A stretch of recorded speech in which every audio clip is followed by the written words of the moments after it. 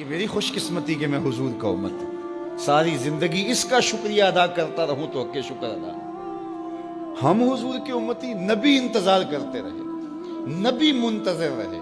حضرت خلیل اللہ کی بارگاہ میں پکار رہے ہیں، ربنا وابعث فیہم رسولا، مالک رسول بھیج دے۔ کوئی کہتا ہے لیسا بفظ ولا بغلظ، وہ ترشرو نہیں ہوگا، سخت مزاج نہیں ہوگا، ماتھے پہ شکنے لانے والا نہیں ہوگا، وہ پیار بانٹنے والا ہوگا، بس وہ آیا جا رہا ہے۔ حضرت عیسیٰ نے تو نام بھی بتا دیا نا، مبشرم برسول یاتی من بعد اسمہ احمد، لوگوں میں جا رہا ہوں، چلو نام بھی بتا دیتا ہوں، میرے بعد جو آنے والا اس کا نام احمد ہوگا۔ نبی انتظار کرتے رہے، 12 نبیوں نے انتظار کیا حضور کی امت میں ہونے کے لیے، تمنا کی۔ نستورہ راہب انتظار کرتا رہا، بحیرہ راہب انتظار کرتا رہا۔ شب ہجر کی سختیاں کوئی اس سے جا کے پوچھے، تیری راہ تکتے تکتے جسے صبح ہو گئی۔ زندگیاں گزار دی انہوں نے۔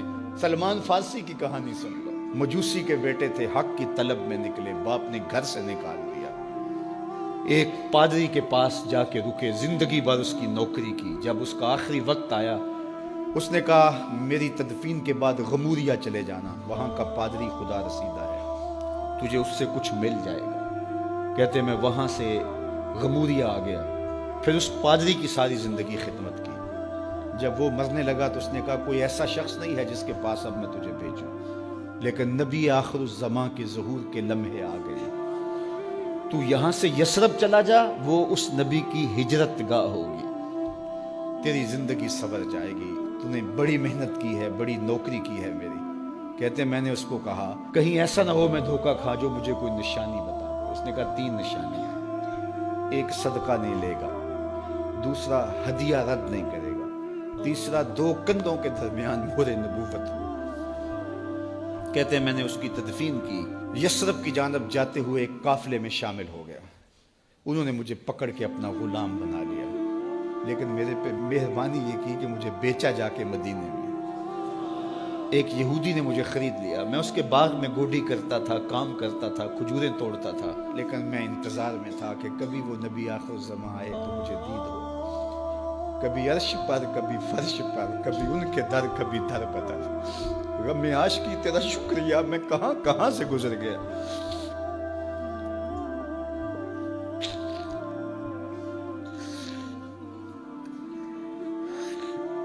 کہتے ہیں ایک دن میں اپنے باغ میں کھجوریں توڑ رہا تھا کہ ہواؤں میں مستی پیدا ہو گئی اور ہر سمت سے طلع البدر علینا کی صدائیں گونجنے لگیں۔ میں سمجھ گیا کہ وہ لمحے آ گئے، میں نے چھلانگ لگا دی اور دوڑ پڑا۔ میرے آقا نے سمجھا شاید غلام بھاگ گیا، اس نے دوڑ کے مجھے پکڑ لیا۔ میں نے اس کو کہا کہ میں نوکر تیرا ہی ہوں، لیکن دل نوکر کسی اور کا ہے، میں بھاگوں گا نہیں، مجھے جانے دے۔ میں کچھ کھجوریں لے گیا تھا صدقے کی نیت سے، جا کے حضور کو پیش کی۔ آقا کریم نے فرمایا ہم نبی صدقہ نہیں لیتے۔ کہتے ہیں نشانی ایک پوری ہو گئی، کہتے ہیں کہ میں کچھ دنوں کے بعد اور کھجوریں لے گیا اور میری نیت ہدیہ کی تھی، میں نے پیش کی، حضور نے قبول فرما لی۔ لیکن میں بھی کہتا تھا تیسری نشانی بھی پوری ہو لے تو پھر مانوں گا، اور وہ کیا تھی؟ 2 کندھوں کے درمیان مہر نبوت۔ کہتے ہیں ایک دن حضور میرے باغ میں آئے اور آقا کریم نے اپنے مبارک کندھے پہ چادر رکھی ہوئی تھی اور چادر کی اوٹ میں مہر نبوت چھپی ہوئی تھی، اور میں پیچھے ہو کے دیکھتا تھا، اور میری آرزو یہ تھی کہ کوئی تیز جھونکا ہوا کا آئے اور چادر ہٹ جائے اور میں مہر نبوت کی زیارت کر لوں۔ حضور میرے ارادہ قلب سے آگاہ ہوئے، فَأَلْقَى إِلَيَّ رِدَاءَهُ، حضور نے چادر اتار کے میری جانب پھینکی اور پھر ایسے رخ کر کے فرمایا انظر الی ما امرت بہ، اس پادری نے جو بتایا تھا دیکھ لے آ کے۔ تو کہا میں نے دیکھا کہ حضور کے دو کے درمیان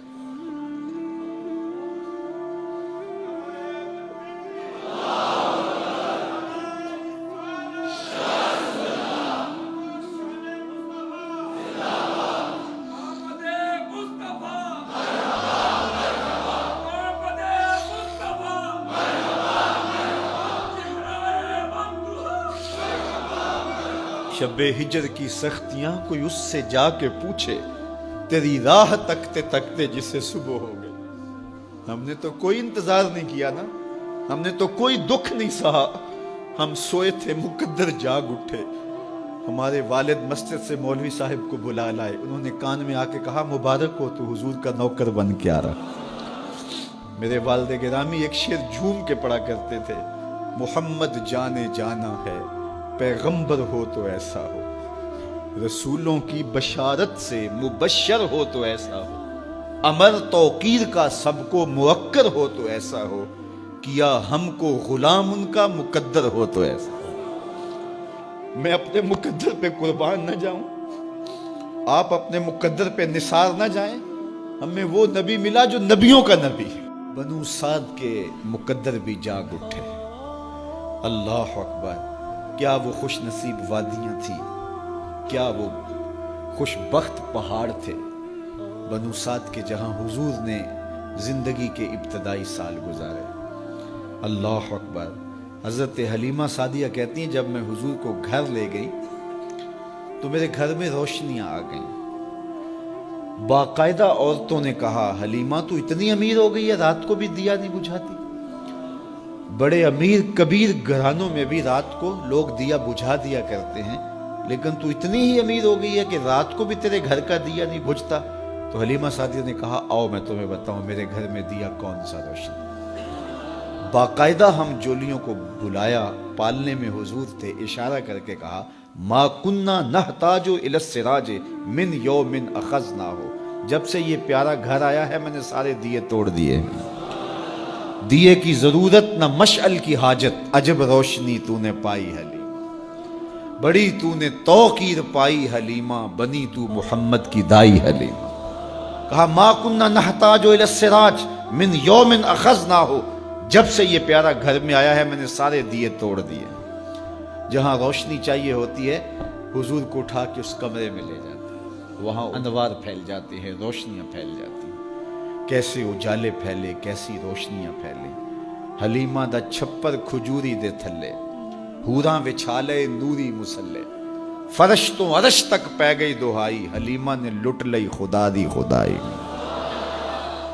اللہ اکبر۔ وہ سارا دن تو صحراؤں میں گھوم لیتی تھی، اسے جب بھوک لگتی تھی لبوں کو چوم لیتی تھی۔ بخت جاگے حلیمہ سعدیہ کے کہ حضور ان کے گھر آئے۔ اللہ اکبر۔ جدھر سے گزرتے گئے نور پھیلتا گیا، انوار پھیلتے گئے۔ حضرت سیدہ طیبہ طاہرہ حضرت عائشہ سلام اللہ علیہا فرماتی ہیں کہ میں کچھ سی رہی تھی کہ میرے ہاتھ سے سوئی گر گئی۔ اب حضور کے گھر میں دیے میں جلانے کے لیے تیل بھی نہیں تھا، میں پریشان تھی، سوئی گر گئی، اتنے میں حضور تشریف لائے۔ حضور مسکرائے، کہتی ہیں میں نے گمی ہوئی سوئی تلاش کر لی۔ اللہ اکبر۔ تو یہ روشنی تھی، یہ انوار تھے۔ اللہ اکبر۔ اذا ضحک یتلالع فی الجدر، جب حضور مسکراتے تھے سامنے والی دیواروں پہ عکس پڑتا تھا۔ اللہ اکبر۔ جب مسکراتے تھے نور پھیل جاتا تھا۔ اذا تکلم رؤیا کالنور یخرج من بین ثنایاہ، حضور کے سامنے والے دانتوں میں ہلکا سا فاصلہ تھا، اور جب آقا کریم گفتگو کرتے تھے وہاں سے نور کی کرنیں چھن چھن کے نکلتی تھیں، انوار پھیل جاتے تھے۔ ایسا نوری ماحول، ایسا نورانی چہرہ۔ حضرت ابو ہریرہ بولے کل قمر لیلۃ البدر لم ارى قبلہ ولا بعدہ مثلہ، کیا پوچھتے ہو، 14ویں رات کا چمکتا ہوا چاند تھے میرے حضور۔ پھر کہا نہیں نہیں نہیں، حضور جیسا نہ پہلے دیکھا نہ بعد میں دیکھا۔ حضرت حسان بن ثابت پاس کھڑے تھے، کہا دیکھتے کیسے، کسی ماں نے جنم دیا ہوتا تو دیکھتے۔ خدا نے وہ سچائی پن چھڑیا جدے وچ محمد نو ٹالیا سی، حسینہ جمیلہ دا منہ موڑ دیتا، محمد بنا کے قلم توڑ دیتا۔ مثل او در عالم امکان متصور نیست، حضرت شیخ مجدد کہتے ہیں حضور کی مثل بزم عالم میں ممکن ہی نہیں ہے، ہو ہی نہیں سکتا۔ اور اقبال کا لہجہ بھی دیکھیے، رخ مصطفیٰ ہے وہ آئینہ کہ اب اس سا دوسرا آئینہ، نہ کسی کی بزم خیال میں نہ دکان آئینہ ساز میں۔ تو وہ پیکر تراشا، وہ پیکر تراشا، مکھ چند بدرشا شانی ہے، متھے چمک دی لاٹ نورانی ہے، کالی زلف تیک مستانی ہے، مخمور اکھی ہن مد بھریاں، کیسا جمال دیا، کیسا حسن دیا۔ اچھا بریلی کے امام سے بھی پوچھ لیجئے، اللہ اکبر۔ بل بل نے گل ان کو کہا، کمری نے سروے جاں فضا، بلبل کی منتہائے پرواز تو یہی ہے نا، کسی کو پھول کہتے.